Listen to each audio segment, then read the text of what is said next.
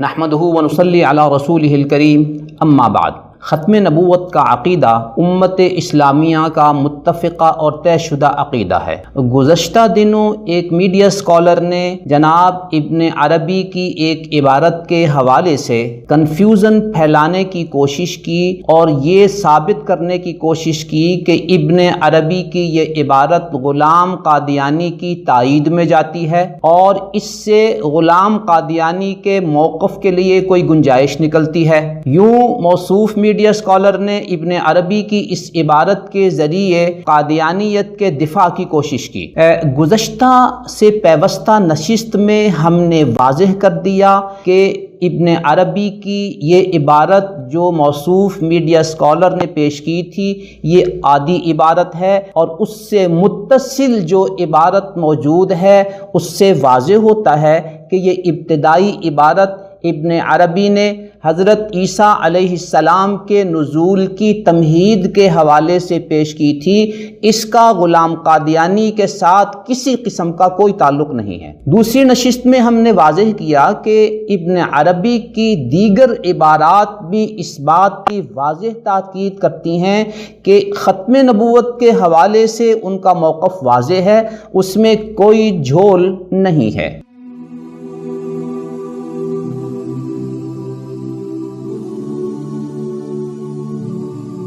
ابن عربی رحمہ اللہ کی عبارت کا ایک پہلو یہ ہے کہ قادیانی ہو یا موصوف میڈیا اسکالر جیسا کوئی قادیانی نواز طبقہ ہو، یعنی آپ کے ہاں ایک شخص نے نبوت کا بیچارے نے دعویٰ کر دیا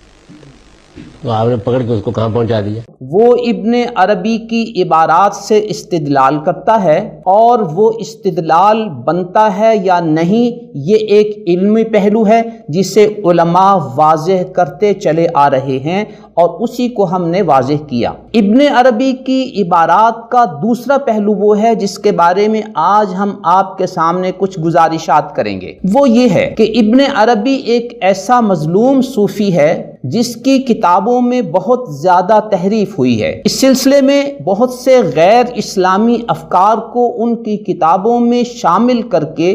یہ تاثر دیا گیا کہ یہ غیر اسلامی افکار ابن عربی کے افکار و نظریات ہیں۔ اس حوالے سے آج ہم امت اسلامیہ کے دو مشہور اسکالرز کی تحقیقات آپ کی خدمت میں پیش کرتے ہیں۔ ابن عربی رحمہ اللہ کی وفات سن 638 ہجری میں ہوئی، جبکہ امام عبد الوہاب شعرانی رحمۃ اللہ علیہ کی وفات سن 973 ہجری میں ہوئی۔ یوں امام عبد الوہاب شعرانی رحمۃ اللہ علیہ ابن عربی سے 335 سال بعد فوت ہوئے۔ موصوف امام عبد الوہاب شعرانی رحمۃ اللہ علیہ نے حضرت ابن عربی کی تصنیفات پر بہت کام کیا ہے۔ ان میں سے کچھ کتابوں کے نام ہم آپ کی خدمت میں عرض کرتے ہیں، جس سے واضح ہوگا کہ امام شعرانی امام ابن عربی کے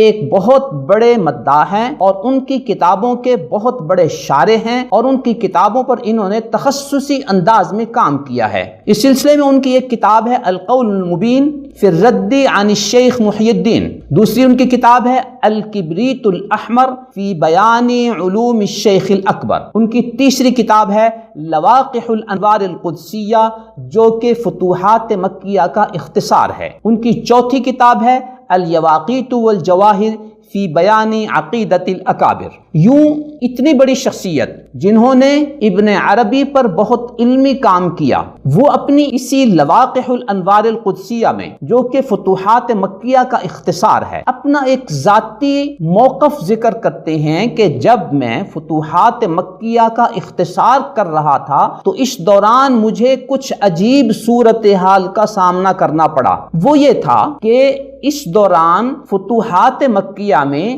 بہت سی ایسی عبارات میرے سامنے آئیں جو اہل سنت والجماعت کے موقف کے ساتھ جوڑ نہیں رکھتی تھیں، میچ نہیں کرتی تھیں، میل نہیں کھاتی تھیں۔ امام شعرانی کہتے ہیں کہ چونکہ یہ عبارات اہل سنت کے موقف کے خلاف تھیں، لہٰذا میں نے اپنی اس مختصر فتوحات مکیہ میں سے ان عبارات کو نکال دیا۔ لیکن وہ ایک بات کہتے ہیں کہ جب میں نے ان عبارات عبارات کو نکال دیا تو میرے ذہن میں ایک خلش باقی رہی کہ یہ عبارتیں آخر ابن عربی کی تالیفات میں موجود تو ہیں، میں نے بے شک حذف کر دیا ہے۔ وہ فرماتے ہیں کہ اسی دوران میری ملاقات ایک عالم جناب شمس الدین ابو الطیب مدنی سے ہوئی۔ ان کے ساتھ میں نے اس موضوع کو ڈسکس کیا کہ فتوحات مکیہ میں نے ایسے پیراگراف دیکھے ہیں جو اہل سنت کے موقف کے خلاف ہیں۔ تو انہوں نے مجھے عجیب بات بتائی، انہوں نے فرمایا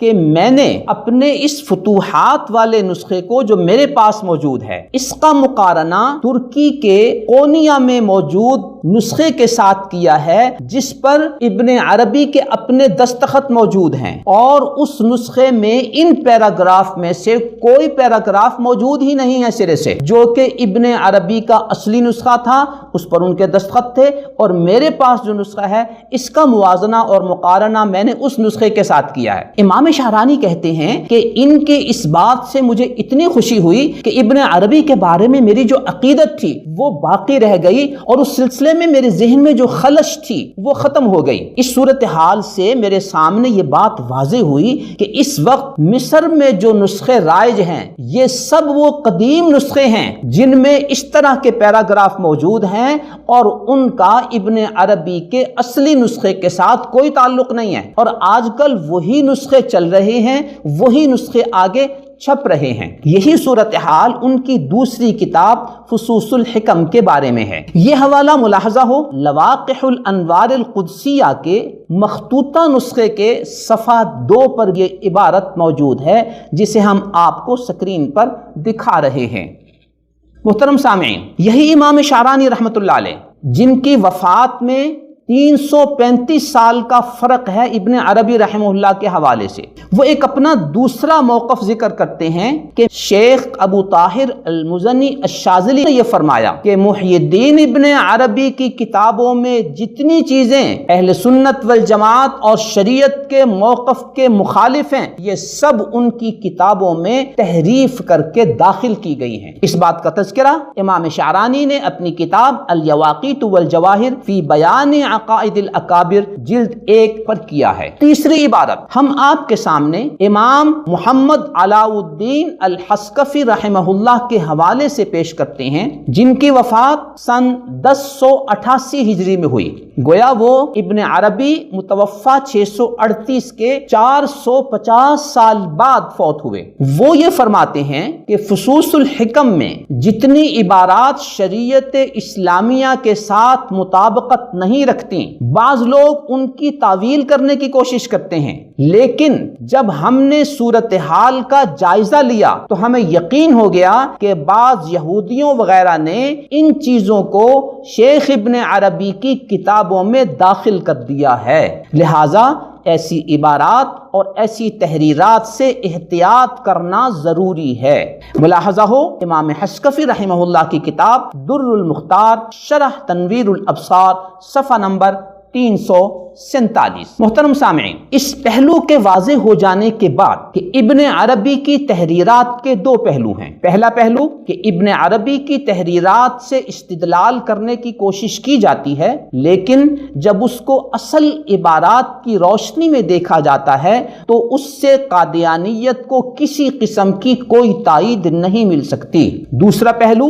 کہ ابن عربی رحمہ اللہ کی کتابوں میں تحریف ہوئی ہے اور بہت سی عبارات کو شامل کر دیا گیا ہے، لہذا ان کی تحریرات سے علی الاطلاق استدلال کرنا اور اس سے ختم نبوت کے حوالے سے کوئی غلط فہمی پھیلانا یا کوئی غلط فہمی لوگوں تک کنوے کرنا اس کی کوئی گنجائش نہیں ہے۔ یہی وجہ ہے کہ 7 ستمبر 1974 میں جب پاکستان کی نیشنل اسمبلی نے ختم نبوت اور قادیانیت کے حوالے سے اس موضوع کا جائزہ لیا اور اس وقت جو ایکٹ 1974 نافذ ہوا، اس ایکٹ کے نفاذ سے قبل اسمبلی نے قادیانی جماعت کے انجمن احمدیہ ربوہ اور لاہوری قادیانیوں کی انجمن اشاعت الاسلام لاہور کے سربراہان کو اس اسمبلی کی بحث و مباحثے میں شرکت کے لیے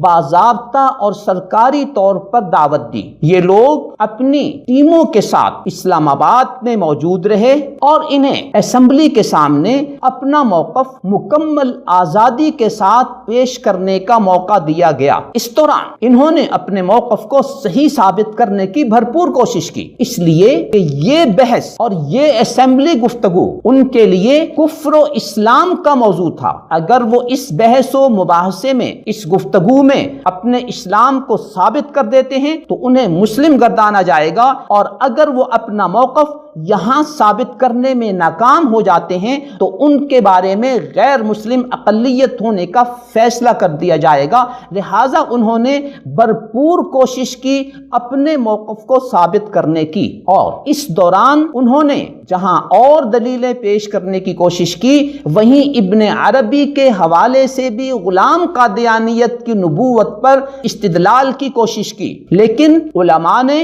ابن عربی کی تمام عبارات کا واضح اور علمی جواب دیا، اور قادیانی سربراہ ان علمی جوابات کے سامنے لاجواب ہو گئے۔ ملاحظہ ہو ملت اسلامیہ کا موقف جلد 1 صفحہ 133 اور صفحہ 134۔ یہاں یہ بات ہمارے لیے قابل غور ہے کہ اگر مرزا غلام احمد قادیانی کا مزعومہ خلیفہ مرزا ناصر اور اس کی پوری ٹیم اگر اپنے قادیانی موقف کو ایک علمی اور ایک ذمہ دار سٹیج پر صحیح ثابت نہیں کر پائے، تو آج اگر کوئی میڈیا اسکالر ابن عربی کی کسی ایک عبارت سے قادیانیت نوازی اور قادیانیت کی تائید اور قادیانیت کے لیے کوئی گنجائش نکالنے کی کوشش کرتا ہے تو اس میں کوئی علمی وزن نہیں ہے، اور اس کی ایک مثال آپ نے اس حوالے سے ہماری پہلی نشست میں دیکھ لی۔ دوسری بات جو آج ہم آپ کے سامنے رکھنا چاہتے ہیں کہ پاکستان نیشنل اسمبلی میں جب ابن عربی اور بعض دیگر صوفیاء کی عبارت کو قادیانیوں نے اپنے موقف کی تائید کے لیے پیش کیا تو اس موقع پر ان کے سامنے دو باتیں رکھی گئیں۔ نمبر 1، ختم نبوت کا عقیدہ قرآن کریم، احادیث شریفہ اور اجماع امت سے ثابت شدہ ایک واضح اور طے شدہ عقیدہ ہے، اور وہاں اس کی مکمل وضاحت موجود ہے۔ لہٰذا ابن عربی اور بعض صوفیاء کی تحریروں کو ختم نبوت سے بظاہر متصادم بنا کر پیش کرنے سے عقیدہ ختم نبوت پر کوئی الزام عائد نہیں ہوتا، بلکہ ان بزرگوں پر یہ الزام عائد ہوتا ہے، لہٰذا وہ ہمارے موضوع سے اور ہماری بحث سے خارج ہیں۔ تفصیلات کے لیے ملاحظہ ہو ملت اسلامیہ کا موقف صفحہ 127۔ یہاں ہم بجا طور پر اس میڈیا اسکالر سے یہ سوال کرتے ہیں کہ کیا آپ کی حیثیت غلام قادیانی کے مزعومہ خلیفہ مرزا ناصر سے زیادہ ہے؟ کیا آپ کی علمی حیثیت اور علمی استدلال اس سے زیادہ وزنی ہے کہ وہ اسمبلی کے ذمہ دار سٹیج پر ان عبارات سے اپنے موقف کو ثابت نہیں کر سکا، اور آج آپ انہی گھسی پٹی عبارات کو پیش کر کے امت اسلامیہ میں انتشار پھیلا رہے ہیں اور امت اسلامیہ میں کنفیوژن پھیلا رہے ہیں؟ ہماری دعا ہے اللہ تعالیٰ آپ کو بھی ہدایت عطا فرمائے، اور اللہ رب العزت آپ کی اس انتشار پسندی سے امت اسلامیہ کی حفاظت فرمائے۔ نظروا للطيبة ونور طه يسطعون